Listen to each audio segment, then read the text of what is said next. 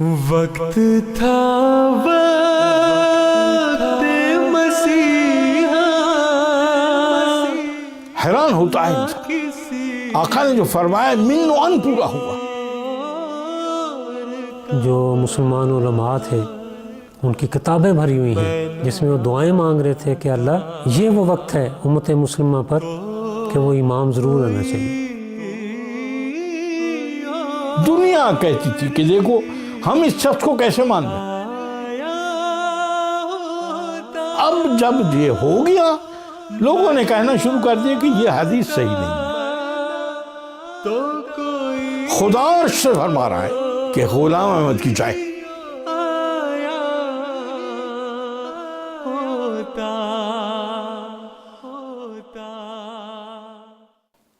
حضرت صلی اللہ علیہ وآلہ وسلم کی پیشگوئیوں کے عین مطابق وہ وقت آیا کہ جب ایمان سریا ستارے پہ چلا گیا، دین دنیا سے اٹھ گیا، مسلمانوں کا آپسی اتحاد تقریباً ختم ہو کر رہ گیا، دنیا کی حالت چیخ چیخ کر پکار رہی تھی کہ اب اس مسیح اور مہدی کے آنے کا وقت آ چکا ہے۔ اسمعوا صوت السماء جاء المسيح جاء المسيح۔ قادیان میں ایک شخص نے مسیح ہونے کا دعویٰ کیا۔ دنیا کہتی تھی کہ دیکھو ہم اس شخص کو کیسے مان لیں۔ ایک آدمی روزانہ مولوی کو متعلق آتا کہ روزانہ اعلان کرتا تھا کہ لوگوں یہ آدمی جھوٹا ہے، ابھی تو سورج گرہن چاند گرہن نہیں ہونا۔ اس وقت اللہ تعالیٰ نے پہلے چاند اور پھر سورج اور ماہ رمضان موجود اور خدا کا مہدی موجود جس نے پہلے اعلان کیا ہوا تھا۔ وہ مولوی جو گلیوں میں اعلان کرتا تھا کہ امام باقر کی روایت ہے سورج اور چاند گرہن نے ماہ رمضان میں، ابھی دیکھو بھائی یہ پوری نہیں ہوئی، جب یہ پوری ہوئی سنا گلیوں میں روتا تھا اور سر کو پیٹتا تھا کہ اب لوگوں نے مرتد ہو جانا ہے، اب لوگوں نے کافر ہونا ہے، دنیا تو مرزا کے پاس چلی جائے گی۔ اب جب یہ ہو گیا لوگوں نے کہنا شروع کر دیا کہ یہ حدیث صحیح نہیں ہے۔ کیا سورج گرہن اور چاند گرہن لگانا مرزا صاحب کے ہاتھ میں یا بس میں ہے یہ بات؟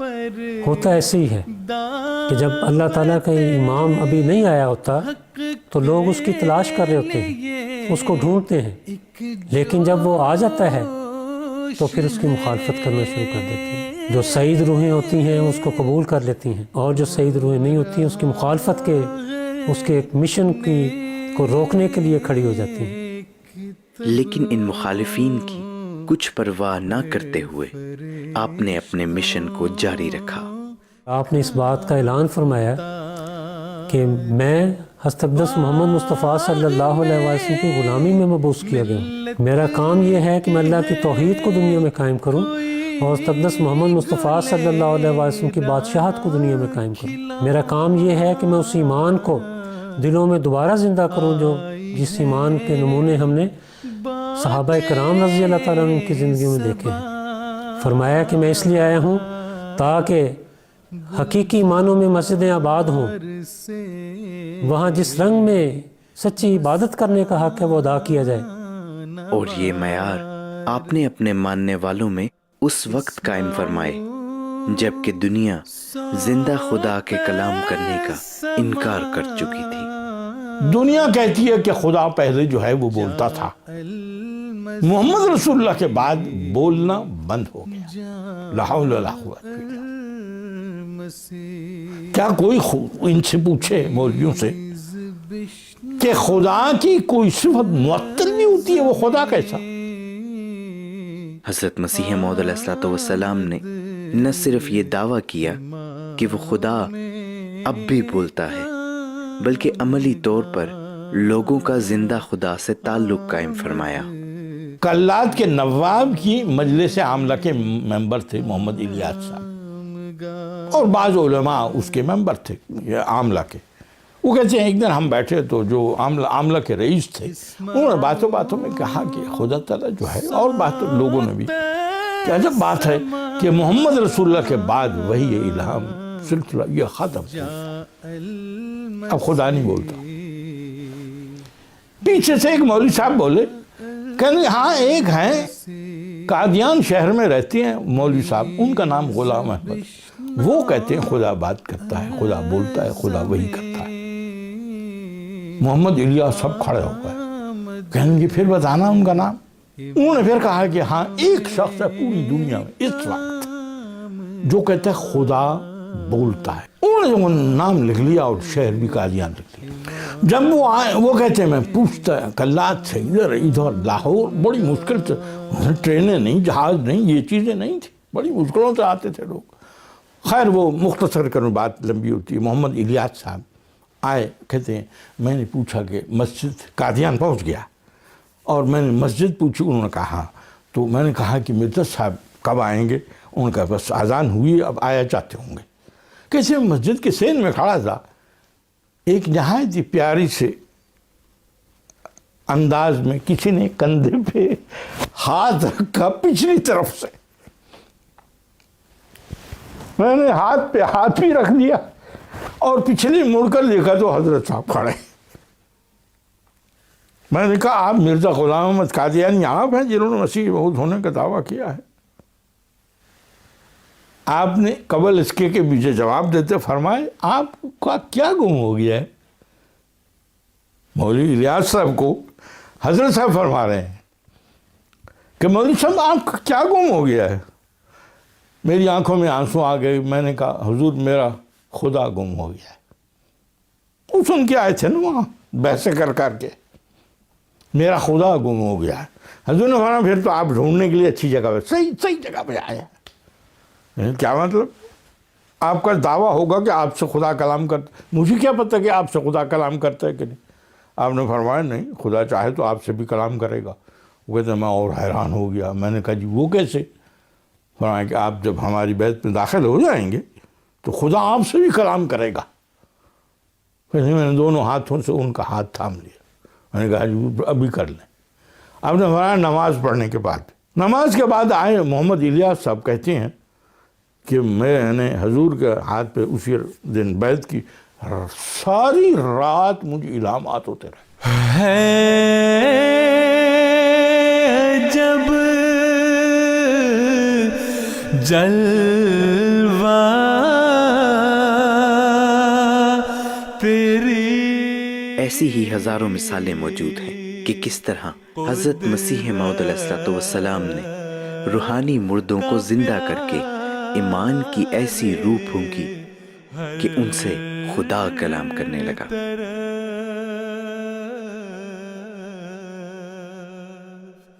کوئی ایک اعجاز نہیں ہے، کس بات کا تذکرہ؟ قبولیت سے دعا کا اعجاز لے لے۔ شیخ زین العابدین صاحب کہتے ہیں میری بیوی کو 18 ہو گیا اور 4 بچے فوت ہو گئے، میں بیعت کی اور پھر واپس نہیں آیا، اس غم میں کہ چلتے ہیں حضرت صاحب سے دعا کرواتے ہیں۔ زور کا وقت تھا، حضور زور پڑھ کے دیکھا آ رہے تھے، جنہوں نے قادیان دیکھا وہ جانتے ہیں، مسجد مبارک کی طرف چھوٹی گلی ہے، اس میں آئے اور میں نے ہاتھ دست بوسی کی اور گلے لگا اور رو پڑا، اور ساتھی شیخ صاحب، حضور نے فرمایا شیخ صاحب کمال ہے، آپ بیعت کی اور پھر نظر نہیں آئی تو عرصہ گزر گیا، تو آپ رو کیوں رہے ہیں؟ میں نے کہا حضور میری بیوی کو 18 ہے، 18 ایک عورتوں کی بیماری ہوتی ہے کہ بچے فوت ہو جاتے ہیں۔ حضور نے فرمایا اچھا پھر کیا چاہتے ہیں، چاہیں نور الدین صاحب سے کچھ علاج وغیرہ دوائی لے لیں؟ ان کا نہیں حضور آپ دعا کریں۔ اب گلی میں کہتے ہیں شیخ صاحب کہ یہ شیخ صاحب نے خود الفضل میں لکھا ہوا ہے، یہ واقعہ ہے۔ حضور نے کہا اچھا ٹھیک ہے پھر دعا کرتے ہیں، آپ کہتے ہیں دعا کرتے ہیں۔ میں نے ہاتھ بگاڑتا ہے، حضور بھی زور کی نماز پڑھ کے سردیوں کے دن باہر آئے، 10 منٹ گزر گئے، 15 منٹ گزر گئے، 20 منٹ گزر گئے، اب حضور آمین نہ کرائے، اب حضور کو کون کہے آمین؟ کچھ آدھا گھنٹہ سے زیادہ گزر گیا، میں نے میں پیچھے دیوار تھی ٹیک لگا لی کہ حضور مجھ سے زیادہ بوڑھے، میں تو جوان آدمی، اور میں اپنے آپ کو کہہ رہا تھا، کوستا رہا تیرے 4 اور مر جاؤں اللہ کرے، حضور نے تکلیف دی تھی تو آ کے असर भला हो मुअज्जिन का, उसने असर की अजान दी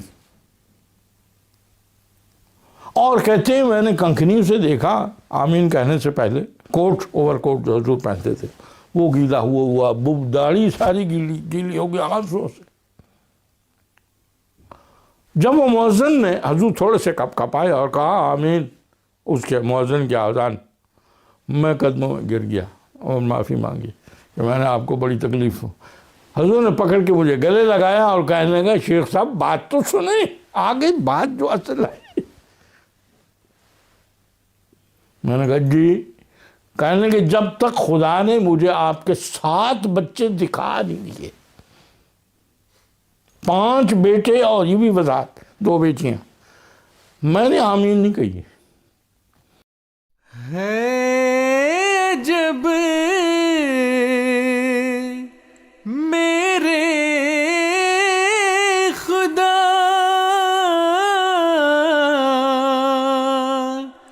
मेरे पे एहसान तेरा,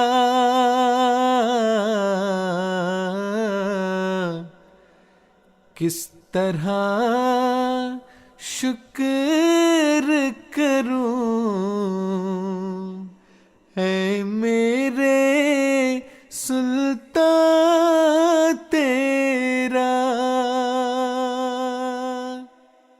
सईद रूहें इस वक्त के इमाम के हाथ पर बैत करके, उसके खलीफा के हाथ पर वो सलाम पहुंचा रही हैं जो हज़रत अक़दस मोहम्मद मुस्तफ़ा सल्लल्लाहु अलैहि वसल्लम ने नसीहत फरमाई थी।